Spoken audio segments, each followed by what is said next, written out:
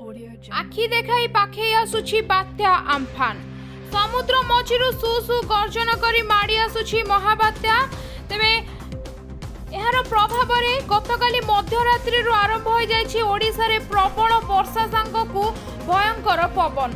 तेबे केउठारे गछ भांगी पड़िछि तो आउ केउठारे केते क्षयक्षति होइछि। तेबे आसंतु देखिबा बात्या अम्फान को नै कोन रहिछि रिपोर्ट एवं कोन रहिछि बात्यार स्थिति। तेबे भिडियोटी को देखिबा पूर्व प्रथमे ओडिया न्यूज दुनिया चैनल को सब्सक्राइब कर नियंतु आ पाखरे आसुथिबा बेल आइकन टी को बजाइ दियंतु।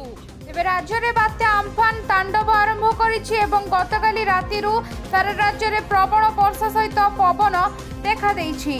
तेबे उपकूलवर्ती ओडिसा रे प्रबल मात्रा रे पवन देखा देइछि। भोगराई दीघा तलसारी अंचल सहित ओडिशार उपकूलवर्ती अंचल रे 110 रु 120 किलोमीटर बेगरे पवन बहुछि। तलिया अंचल एवं चालघर लोक जो लोक माने रहुतिले सेमानंकु बात्या आश्रय स्थल को स्थानांतरित कर जाइछि।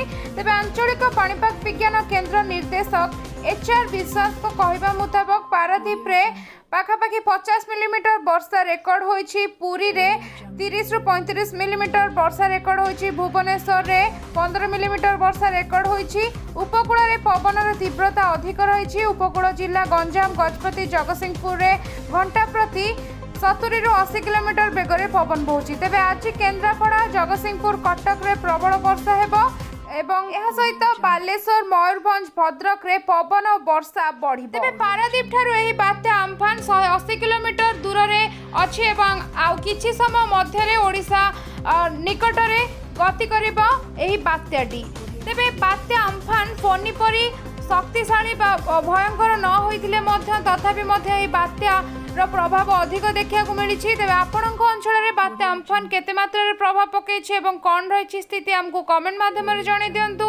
आगो को एमते अपडेट जानिबा पई बात्या को नै टिकिनिकी रिपोर्ट जानिबा पई हेले चैनल को सब्सक्राइब करिकि घंटी आइकन को बजाइ दियंतु। वीडियो को लाइक कमेंट से निश्चित करंतु। से पर्यंत मु रहिली नमस्कार।